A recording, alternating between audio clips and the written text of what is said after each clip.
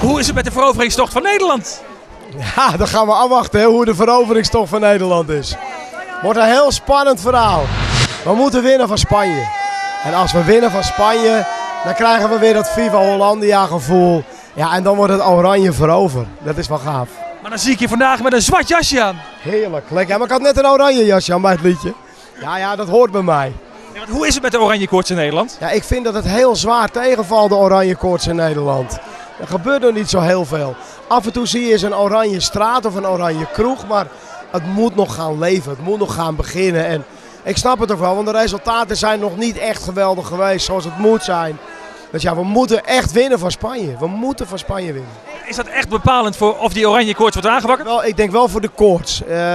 Als ze van Spanje winnen, dan gaat heel Nederland in een soort euforie komen. En nou, oké, als het niet van Spanje is, dan wordt het wel van Chili of van... Maar ze moeten wel een keer echt gaan winnen. Stel dat Oranje het niet redt, dan hebben we wel een zomerplaat klaar liggen om weer door te gaan, zeg maar. Even rust dan.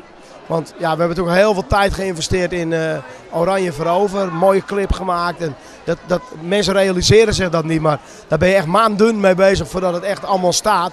Ja, het is gewoon te hopen dat het gaat gebeuren. Ja, maar dan ben ik niet negatief.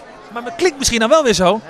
Nee, ik ben absoluut niet negatief. Want nee, maar ik wil zeggen, als dan Nederland zo meteen verder is, dan blijft die Viva Hollandia toch een grotere voetbalhit. Ik steek dat niet onder banken of stoelen. Ik kom nooit van mijn hele leven meer over Viva Hollandia heen qua voetbalsingle. Dat is zo'n immens grote hit. Heel Nederland schreeuwt dat mee. Dat is inmiddels eigenlijk een soort sportinstituut geworden, dat liedje. Die illusie heb ik ook helemaal niet. En ook om die reden heb ik hem niet opgenomen, hè, Oranje verover. Om zeg maar Viva Hollandia te veroveren, dat was helemaal niet mijn bedoeling. Maar dan ga je niet redden. Viva is Viva en daar ben ik zo ongelooflijk blij mee met die plaat. Want die kan ik het hele jaar doorzingen en iedereen gaat uit zijn dak. Maar ik wilde wel weer een keertje wat nieuws doen. Ik had 2 keer Viva gedaan. Dan moet je het niet voor een derde keer doen, denk ik. Dus vandaar Oranje verover. Ja, want je zei al, er gaat heel veel tijd en energie in zitten. Ja, tijd, energie en geld. Want je bent er al 3-4 maanden ben je daarmee bezig.